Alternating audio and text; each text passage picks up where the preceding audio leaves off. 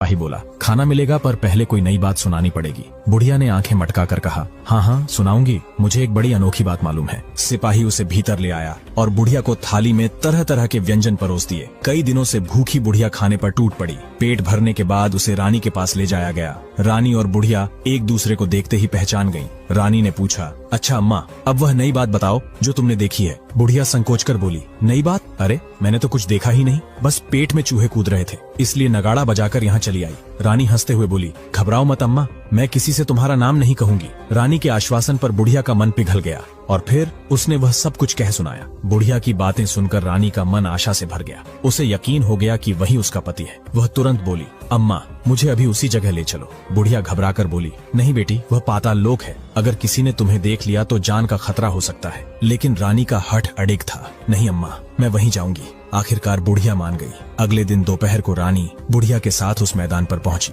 दोनों एक पेड़ की आड़ में छुपकर गाय का इंतजार करने लगी। सूरज ढलते ही अंधेरा फैलने लगा और तभी गाय भी चली आई। गाय जैसे ही नीचे उतरने लगी, बुढ़िया फुसफुसाई, जल्दी कर बिटिया, गाय की पूंछ पकड़ लो, हम इसी के साथ नीचे उतरेंगे। बुढ़िया और रानी दोनों गाय की पूंछ पकड़कर पाताल लोक में उतर गईं। रानी और बुढ़िया पाताल लोक में छुपकर देखती है कि गाय के गले में अपने आप सांकल पड़ गई। अदृश्य हाथ उसका दूध दुहने लगे। एक शानदार सफेद घोड़ा आकर कुंड में छलांग लगाता है और राजकुमार के रूप में बाहर आता है। वह नहाने के बाद खाने पीने में व्यस्त हो जाता है। सोने से वह पहले दिए से पूछता है, दिए दीपंकर, मेरे माता पिता क्या कर रहे हैं? लेकिन इस बार दिया कुछ नहीं कहता, बस बुझने लगता है। उसे आभास हो जाता है कि कुछ अनहोनी हुई है। वह उदास होकर लेट जाता है। तभी रानी का सब्र टूट जाता है। वह दौड़कर पति के पास पहुंचती है और उसके चरण पकड़ने लगती है। राजकुमार बोला, नहीं, मुझे मत छूना, सर्वनाश हो जाएगा। रानी रोते हुए कहती है, स्वामी मुझसे भूल हो गई, मुझे नहीं पूछना चाहिए था कि आप रात को कहाँ जाते हैं। अब घर चलिए, आपके माता पिता और प्रजा सभी दुखी हैं।